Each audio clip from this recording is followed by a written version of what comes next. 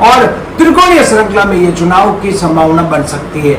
आप इस मामले में क्या सोचते हैं कि अगर कांग्रेस किसी राजपूत प्रत्याशी को मैदान में उतारती है तो आप खिवसर विधानसभा क्षेत्र से अगर वीडियो देख रहे हैं, आप वहां के धरातल के, आप वहां के गांव के हैं, आप खिवसर विधानसभा क्षेत्र से आते हैं, तो आप एक बार कमेंट बॉक्स में जवाब जरूर देना कि अगर कांग्रेस किसी राजपूत प्रत्याशी को मैदान में उतारती है तो खिवसर का समीकरण कैसे चेंज हो सकता है। नमस्कार, जय हिंद, जय राजस्थान, विजय राजस्थान में आपका भाई नरपत सिंह डंडोरा। आप देख रहे हो राजस्थान की आवाज। राजस्थान की आवाज में आज बात करेंगे राजस्थान के 7 सीटों पर उपचुनाव होने जा रहे हैं, उस पर बात करेंगे और बात यह भी करेंगे कि खिवसर विधानसभा क्षेत्र में इस बार क्या होने वाला है, वो भी बात करूंगा। और आज कांग्रेस ने ये फाइनल कर दिया है कि जो इंडिया गठबंधन बना हुआ है वो दिल्ली तक रहेगा, राजस्थान में इंडिया गठबंधन नहीं रहेगा। इसका मतलब यह है कि राजस्थान के अंदर 60 सीटों पर कांग्रेस अपने प्रत्याशी उतारेगी और इसका पैनल भी आज फाइनल कर दिया है। अब ये पैनल लगभग फाइनल हो चुका है। जो कांग्रेस के सांसद हैं, जो जैसलमेर, बाड़मेर और बालोतरा के सांसद हैं, उमेदराम बेनीवाल को भी बुलाया गया था। उमेदराम बेनीवाल भी मीटिंग में उपस्थित थे और गोविंद सिंह डोटासरा और प्रदेश प्रभारी रंधावा और अशोक गहलोत और मुख्य कई नेता प्रतिपक्ष टीकाराम झूली, कई नेता मौजूद थे और पैनल लगभग फाइनल हो गया है और उस पैनल को मंजूरी के लिए दिल्ली जाता है और ये कांग्रेस का इसी तरीके से होता है। अगर कोई बड़ा घटनाक्रम या कोई बड़ा विरोध न हो तो वो पैनल जो अब नाम फाइनल किए हैं वही नाम फाइनल होने वाले हैं और ये नाम कल शाम तक या कल सुबह या कल शाम तक नाम भी फाइनल हो जाएंगे। परंतु बात खिवसर की करेंगे। खिवसर रण के अंदर अब कांग्रेस भी ये मजबूती से चुनाव लड़ेगी। खिवसर का विधानसभा चुनाव के अंदर अब त्रिकोणीय श्रृंखला होने जा रहा है और आप इसमें यह भी देखने जाएंगे तो आरएलपी सुप्रीमो हनुमान बेनीवाल की काफी ज्यादा अच्छी पकड़ खिवसर विधानसभा में मानी जाती है। अगर बात करें राष्ट्रीय लोकतांत्रिक पार्टी की, अगर स्थापना की बात करें तो वही खिवसर से हुई है, क्योंकि यहां से हनुमान बेनीवाल कंटिन्यू विधायक बनते आ रहे हैं और उसके बाद में पार्टी बनने के बाद में हनुमान बेनीवाल ने गठबंधन किया भारतीय जनता पार्टी से और सांसद बन गए और इस बार कांग्रेस से गठबंधन किया और सांसद बन गए। दोनों बार सीट खाली हुई, परंतु पिछली बार यह हुआ था कि भारतीय जनता पार्टी से गठबंधन था, इसलिए भारतीय जनता पार्टी ने कोई प्रत्याशी नहीं उतारा और राजस्थान में भी गठबंधन रहा था। परंतु इस बार यह हो रहा है कि नई डेवलपमेंट यह है कि कांग्रेस के राजस्थान में गठबंधन नहीं रहेगा। यह बात लगभग फाइनल हो चुकी है। अब देखने वाली बात यह है कि कांग्रेस कौन से प्रत्याशी को मैदान में उतारेगी। अगर मेरे सूत्र ये खबर दे रहे हैं कि अगर कांग्रेस किसी राजपूत प्रत्याशी को अगर मैदान में उतार दे तो यह रण बहुत ही भीषण हो जाएगा और त्रिकोणीय श्रृंखला हो जाएगी और भारतीय जनता पार्टी के लिए भी खिवसर का चुनाव जीतना काफी मुश्किल हो जाएगा। राउतराम डांगा आरएलपी पार्टी को छोड़कर 2023 के अंदर भारतीय जनता पार्टी में सम्मिलित हो जाते हैं और भारतीय जनता पार्टी उनको खिवसर से प्रत्याशी बना देती है।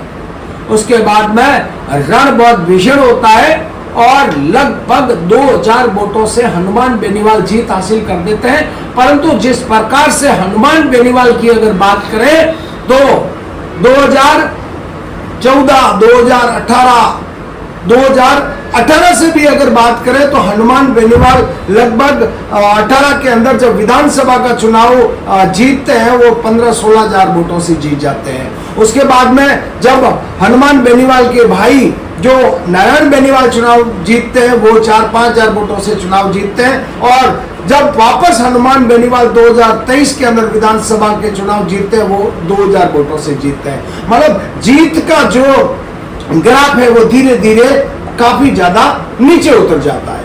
अब जो इस बार का जो चुनाव है, जो रण है, जो बहुत ही भीषण होगा। और इस चुनाव के अंदर मैं आपको यह बता सकता हूं कि अगर कांग्रेस पार्टी अपना अगर किसी राजपूत कैंडिडेट को मौका देती है तो यह रण बहुत ही भीषण हो जाएगा और भारतीय जनता पार्टी के लिए भी मुश्किलें बढ़ जाएगी। जो एक तरफ भारतीय जनता पार्टी के जो प्रत्याशी राउतराम डांगा जो है वो एक तरफा ये सोच रहे हैं कि इस बार इस चुनाव के अंदर जो पिछले चुनाव के अंदर कमी रही है, 2000 वोटों की कमी रह गई, वो पूरी एकदम भरपाई करके अच्छी तरीके से चुनाव लड़ूंगा। और अभी देव दर्शन यात्रा का भी प्लान बना रहे हैं। ऐसा हनुमान बेनीवाल नया समीकरण जोड़ने में लगे हुए हैं। परंतु हनुमान बेनीवाल की एक खासियत है कि हनुमान बेनीवाल नई ऊर्जा, नई ताकत के साथ में चुनावी मैदान में उतरते हैं। और आरएलपी का अगर प्रत्याशी की अगर बात करें तो काफी क्षेत्र के अंदर चर्चा है कि आरएलपी की तरफ से हनुमान बेनीवाल अपने भाई नारायण बेनीवाल को वापस चुनावी मैदान में उतार सकते हैं।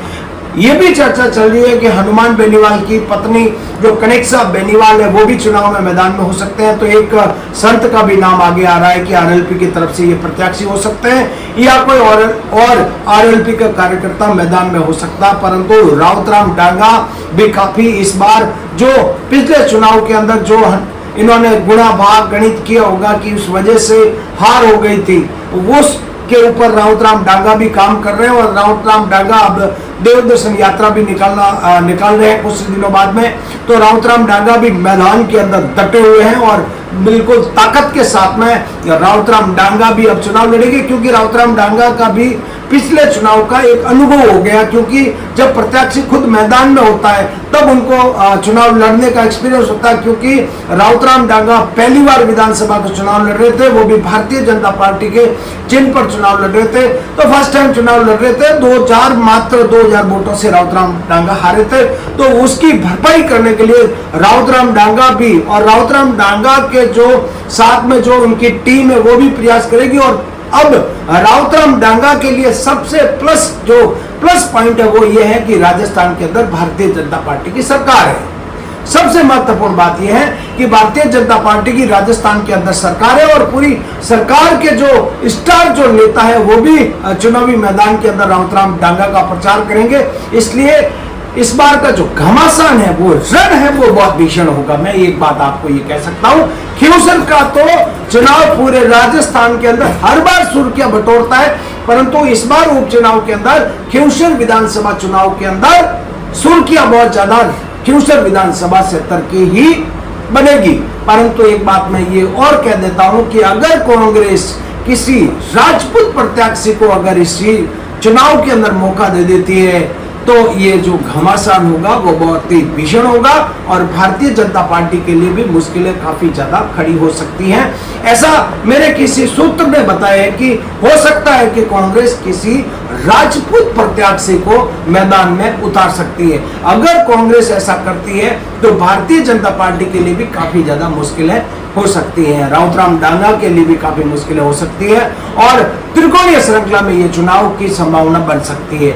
आप इस मामले में क्या सोचते हैं कि अगर कांग्रेस किसी राजपूत प्रत्याशी को मैदान में उतारती है तो आप खींवसर विधानसभा क्षेत्र से अगर वीडियो देख रहे हैं, आप वहां के धरातल के हैं, आप वहां के गांव के हैं, आप खींवसर विधानसभा क्षेत्र से आते हैं, तो आप एक बार कमेंट बॉक्स में जवाब जरूर देना कि अगर कांग्रेस किसी राजपूत प्रत्याशी को मैदान में उतारती है तो खींवसर का समीकरण कैसे चेंज हो सकता है। जय हिंद, जय राजस्थान, विजय राजस्थान में आपका भाई नरपत सिंह डंडोरा आप देख रहे हो राजस्थान की आवाज। जय हिंद, जय भारत।